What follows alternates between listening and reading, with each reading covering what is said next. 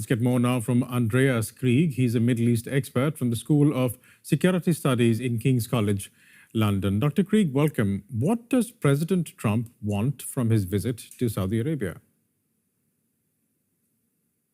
Well, I mean, if you had to bring one headline in, it would be deals, deals, deals. And that's not just economic deals, financial deals and investments. It's also geostrategic deals.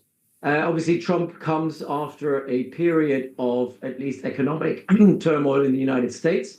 A lot of bad headlines for him within the domestic audience. And he's now coming to Saudi Arabia, Qatar, and the UAE to kind of get some positive headlines. And I think deals will provide him with that, not just potentially hundreds of billions worth of investments from the GCC, but also very positive geostrategic deals involving Iran, Yemen, potentially Palestine, Israel, Syria. So there's a wide array of different sort of opportunities for him to shine, to show that MAGA is delivering, to show that he's delivering on multiple fronts, and particularly on two key issues to do with the Make America Great Again sort of agenda, which is one, increasing investments into the United States. That's what the Gulf states can deliver. And second, allowing the United States to basically withdraw from the Middle East and kind of hand over the burden of conflict resolution, conflict management, and statecraft to local partners. And these three local partners are Saudi Arabia, Qatar, and the UAE. And are these three partners really trustworthy partners? Absolutely. I think what we've seen here over the last decade or so is a major shift in the geostrategic equilibrium, where the sort of center of gravity in the region has shifted from the old powerhouses in the Levant to the shores of the Gulf. They're the most financially stable, and they're the ones who have probably the most forward-looking grand strategic outlook towards the region, and they're willing and able to bear the burden of conflict. And let me add this, I think Saudi, Qatar, and the UAE have become net contributors to US power projection in the region rather than net consumers of power, of US power, which is a massive shift. I mean, 20 years ago, most of these countries would have consumed US power. Now they're contributing to it. And if you will, they are somewhat a net exporter of influence that supports the US agenda in the region, and that makes them absolutely indispensable.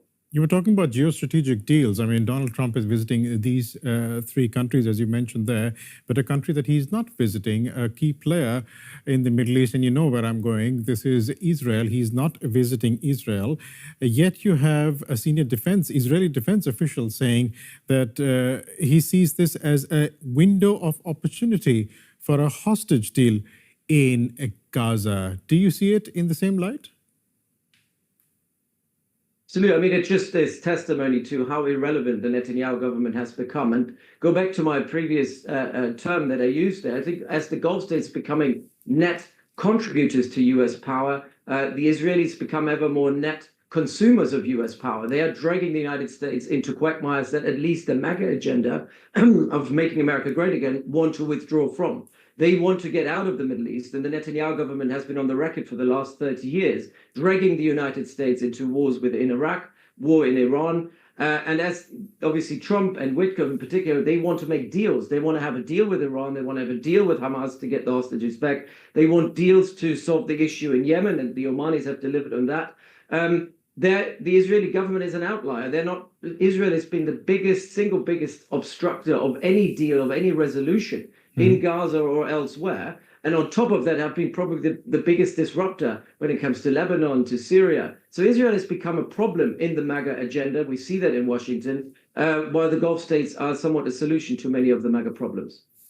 You're talking about deals and solutions. President Trump had his Gaza relocation plan that he touted in February, involving the relocation of people from Gaza to territories in the region. Saudi Arabia was very fervently against it. Does that bring some daylight between Saudi Arabia and America, or are they on the same page?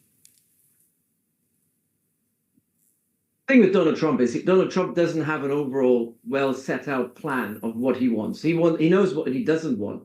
So this whole Riviera plan was one of his many ludicrous ideas that he had. That was immediately met with massive opposition around the world. Probably Israel was the only country that embraced it. And so I think the Saudis made it clear, the countries have made it clear as well, that this is not going to fly. And if Trump wants a deal or deals with the Gulf countries, they will make sure that this is not going to happen.